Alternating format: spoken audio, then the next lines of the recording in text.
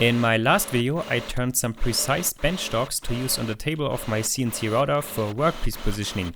And in this video, I'll go over making the matching hole grid and show how I use it, and also some more.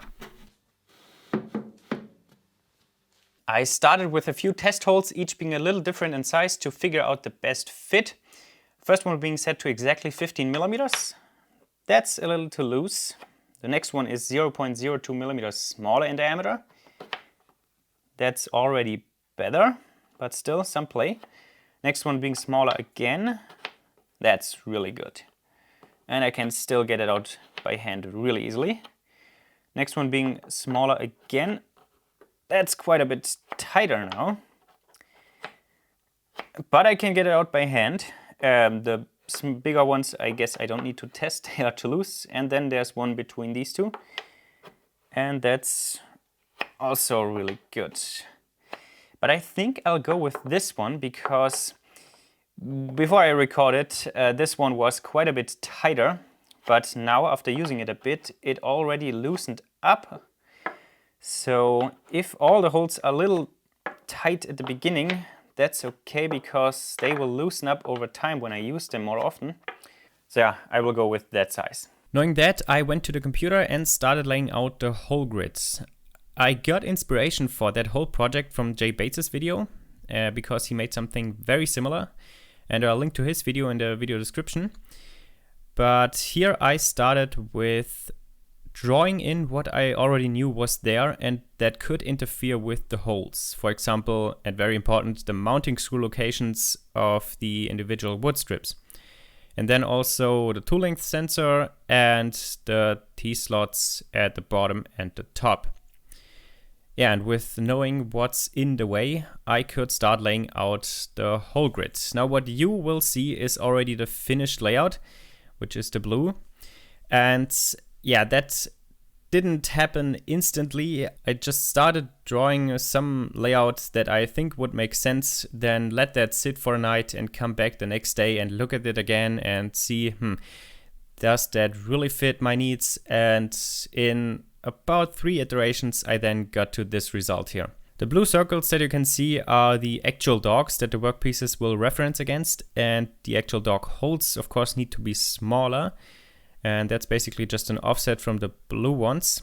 And with removing the rest again, this is the hole grid that I need to cut into the machine bed. Also, to get a better idea how this would look in 3D, I exported this hole grid and imported it into Fusion 360.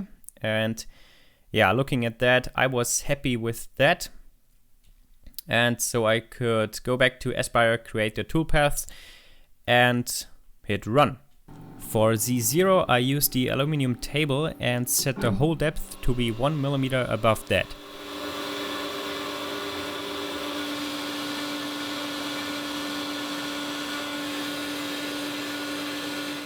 Without the brushes attached, the dust collection isn't very good, but the way the chips fly is also kinda nice to look at.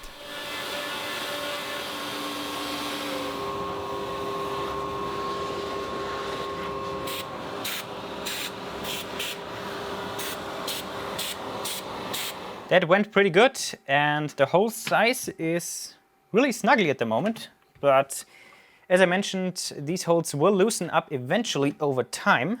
And now I can show you why such a grid is pretty useful. If this is my workpiece and I position it just somehow on the machine bed, I then have to tell the machine where X and Y0 is, usually at the left corner. And telling the machine that, I have to manually move to there and then kind of eyeball it or measure it with a piece of paper. All that is time consuming. Well, now I have the dogs and I can just position them and I can just insert them in the grid,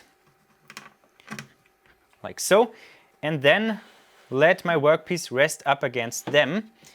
And now the corner is at a location that I know exactly because the position of the dogs on the machine bed is now exactly the same as the position of the dogs in the software. And in the software, I know exactly where that point is and can start my program exactly from there. And then everything is already perfectly positioned. Now let's try the system and make something with that. When there's something aligned, I would like to be able to properly clamp from this side and the two tracks kind of end here. So I would like to have a strip of wood in the back here with threaded inserts that's roughly the height of the machine bed, where I can then attach these clamps again. So let's make that strip of wood with this system. Then I went back into Aspire and drew what I wanted to have in its final location. And from there I can just copy that and rotate it 90 degrees. Then make the dogs visible and then just align it to that.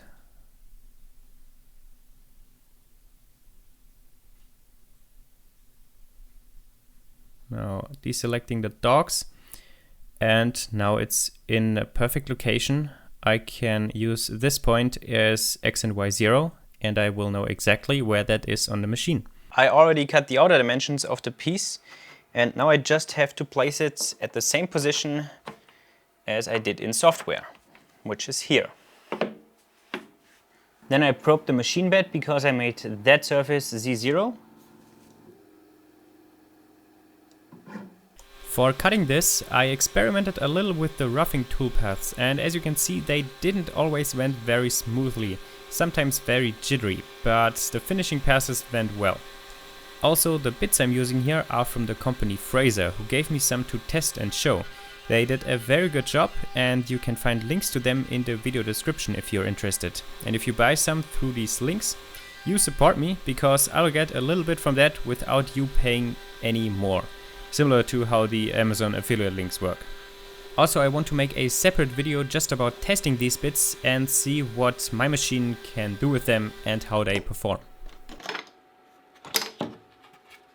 Besides threaded inserts on the left side, I would also like to have some on the front and back, because when I use these dogs to align something, then there are no more clamping options. Once again, I drew up the holes in Aspire, making sure it wouldn't interfere with anything, and also not the dog holes now. And if you look at that, this looks really close to the edge, but this edge is just the limit of the machine's reach. The actual wooden piece is up to here, and there's enough space for that hole to work in that position, top and bottom. So I bought some threaded inserts, but I could only find them in 14 millimeters long. And my plywood down here is also 14 millimeters thick. Now when the MDF on top is completely chewed up and I want to replace the whole MDF surface, I will mill everything away and then glue on a new sheet of MDF on top. But when I do that, I must not hit these inserts with a router bit, otherwise I will destroy it. So these have to be sunken a little bit below the plywood surface. And well, therefore I have to make these a little bit shorter. Easy enough. Fortunately, I can do that with the lathe. So here's my setup. I have a piece of threaded rod with two nuts tightened against each other, chucked up on the lathe, and I can now thread the inserts on and tighten them just a little bit. Now before anybody comments, the slot in the threaded insert is not for a screwdriver. This is actually the cutter of it, because it's a self-tapping threaded insert. So you usually install it into a hole by just threading it in. And you do that with a bolt attached to it, a nut tightened against it, turn it into the hole, loosen that nut again, and then pull the bolt out again, and it is installed. In my case though, I can't do that because I want to sink the insert below the MDF surface, and when it's there I have no more access to this nut unless I make a really big hole here, and I don't want to do that. So what I'm going to do instead is pre-tap the threads in the wood, and then I can use the remaining slot in the shortened insert and use it with a screwdriver. But that's not how you usually do it. Okay, back to the lathe.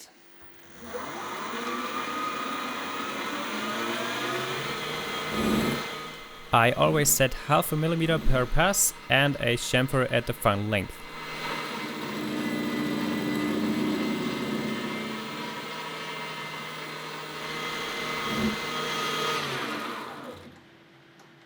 Now after it's shortened, I have a 3D printed tab holder that fits over a tailstock extension. And now I can recut the threads by hand And basically I'm just taking off the burr that's left from chamfering and shortening. And that's it for the first pass. Okay, I've got 30 made. Now it's time to change out the spindle extension for a chuck, and I create a chamfer.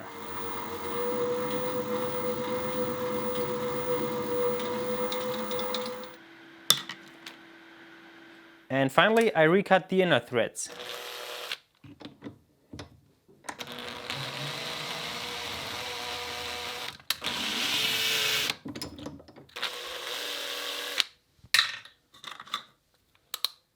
The holes I made here are size 10 mm in the MDF and 8.5 in the plywood, which is the right size for tapping with M10. That's also pretty convenient because the 10 mm part on the top guides my tab straight.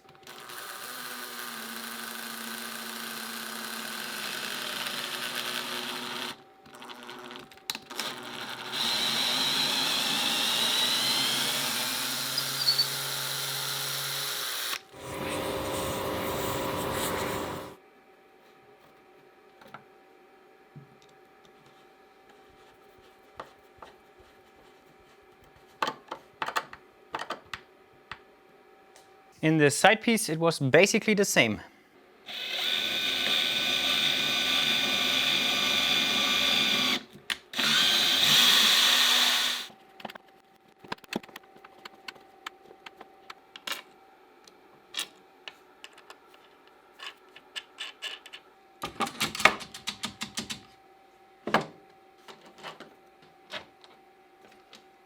I also double-sided taped a strip of wood on the side for the ramps to sit on.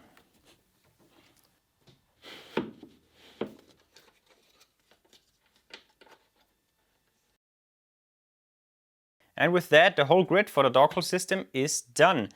You may also notice that I finished these pieces because why not? And they're also quite a bit below the MDF surface, and that allows me to let long workpieces extend past the machine reach.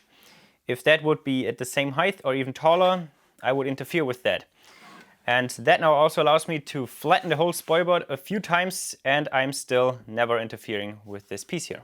Let's also test the accuracy of the hole grid with the dogs. Therefore I'm going to drill another 15 mm hole for a dog into a test piece, but only half the way through.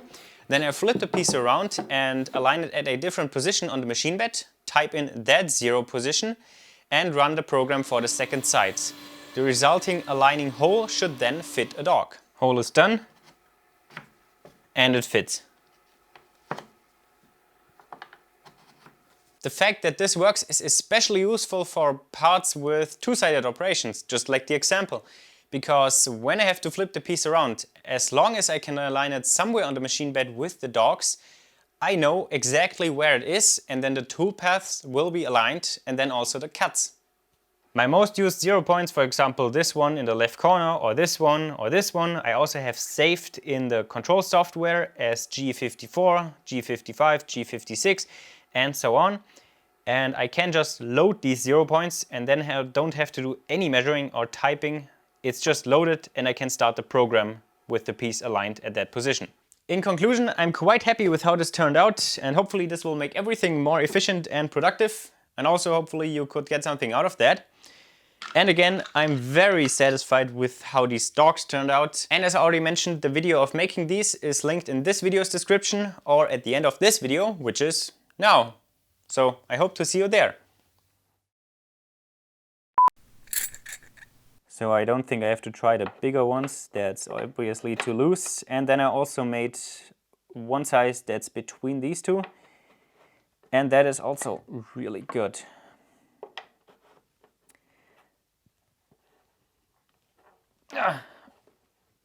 Shit.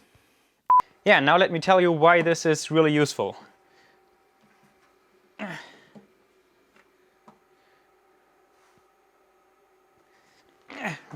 Shit.